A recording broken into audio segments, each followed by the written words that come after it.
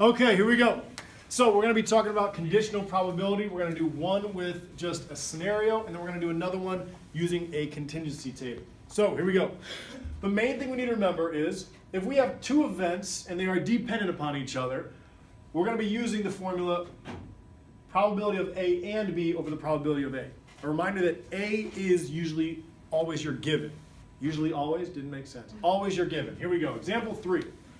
Find the probability that the spinner lands on a 4 given that the spinner lands on an even number. Okay, so the first thing we got to look at is identifying our event A and an event B. What is my event A in this scenario? That it lands in an even number. Correct. Notice the given. So this is representing my event A.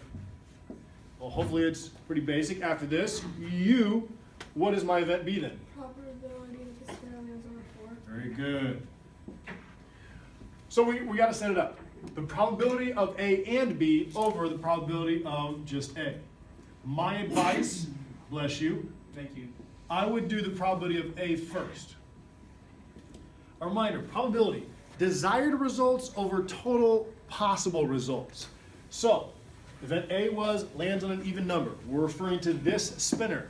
So looking at the spinner, I need to see how many ways I can get the outcome of getting an even.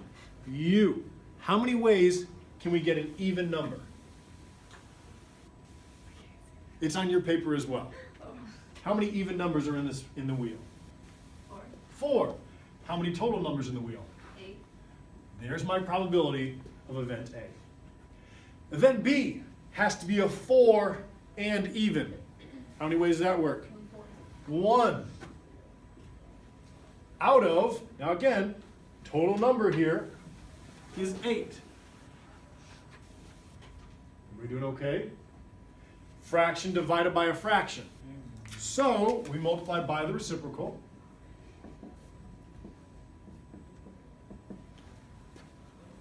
What happens? You cancel the 8s. and You get- cancel the 8s.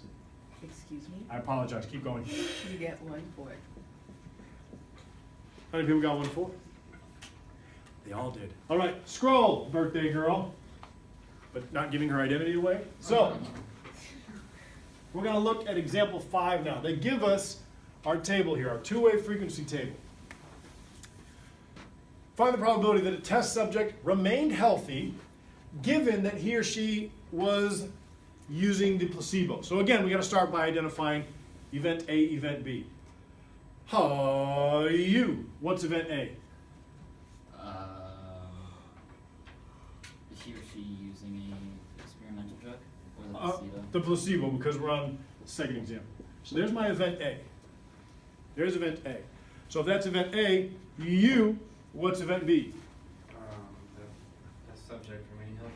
Yes, they did. Okay, same thing. Probability of A and B over the probability of A. Again, we're going to start by finding the probability of A. Probability someone used the placebo. So when I look at the table, notice both of these represent people using the placebo. This is the sick number, this is the healthy number, but both of them used placebo. So how many used the placebo? 1600. So right, see, there's the total number of what I would like to happen. Over, now here, it's compared to everyone. Now we did this beforehand, but you have to add up all the little pieces. How many people total, anybody? 4,000. So total number of placebo users over the total number of people in this study.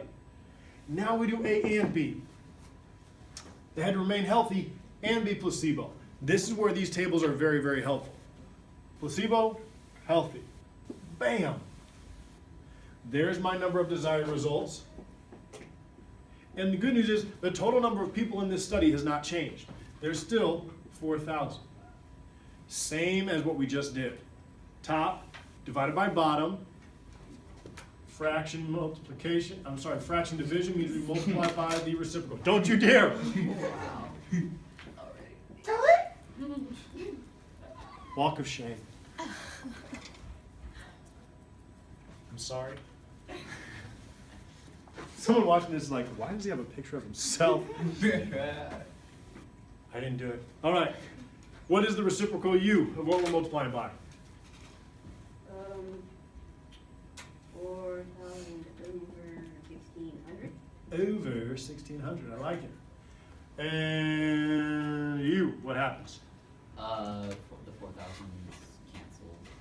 And u, what are we left with? 1/4. But I see 400 and 1,600. Oh, You're not wrong. yeah, I didn't think I was. Tell me how I get there. Put the 400 over 1,600 and reduce. Oh, reduce. You mean that thing that no one's been doing that's costing them points on the test? Yeah, that's what I mean. Good. But clearly you're doing it. Excellent job. Thank you. Oh, for him? Whatever. So, well, I'll take it. It's mine, in your No, face. hey, Ridge. All right, so I already know we're supposed to. that is how you would use conditional probability using a two-way frequency table or a scenario. Go.